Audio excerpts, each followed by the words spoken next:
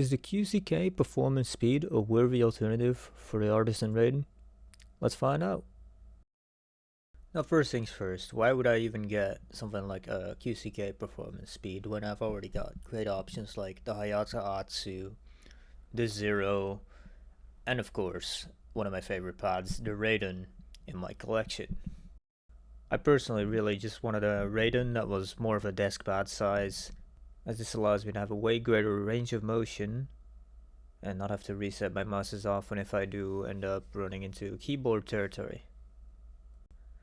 I'd say the surfaces of the QCK Performance Speed and the Raiden are very comparable in terms of glide speed.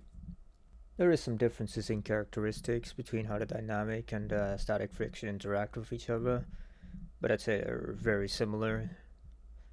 Say this thing has a little bit more friction in the dynamic, but a little bit less in the static, but that could just be because my Raiden is the X-Soft variety, which may make up all that difference.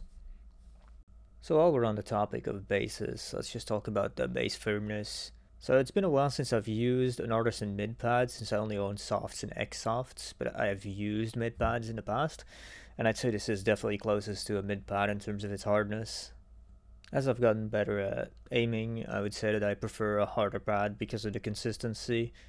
An X-Soft pad or a soft pad is just a little bit inconsistent depending on how much tension you put into the mouse, whereas most of that will disappear on something like a mid pad. There's one downside to this base, and that is that it doesn't lie completely flat because it comes rolled up in a box similar to a Razer Strider box. The worst offending area here is definitely around the logo, which is why I recommend putting the logo behind the keyboard if you get the XL version. You wouldn't really get this option with the large version. But yeah, I would say the other corners are actually passable and laid almost completely flat right at the box, but haven't improved since, unfortunately. The logo is also a lot more noticeable than it would be on something like an Artisan pad. This is because it almost feels like it's a thin layer of plastic put on top of the surface rather than being printed into the pad like Artisan's logos would be. So you definitely notice it when you move your mouse over it. Now if you've never experienced something like an Artisan Raiden, I'd say it would be right in between something like a glass pad, which of course is very fast, even something more controlled like the Razer Atlas here. And I'd say it's pretty much in between glass and something like an Artisan Zero, or just a really zippy regular cloth pad you might get at a big box store. It's right in between there, you know? Now there is one thing I don't know, and it is how this pad will wear over time. A regular Raiden will wear down to slowly start feeling closer to something like a Hayata Atsu, and I'm hoping this will wear down similarly, because if so, this will be a goated pad. But if not, yeah, I don't have a crystal ball, I just can't tell.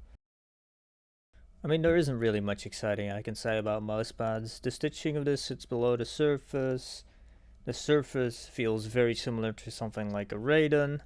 It's overall a very good pad, but as I touched on before, I'll have to see how it wears down. I've only been using it for about a month now, and it still feels perfectly fresh out of the box.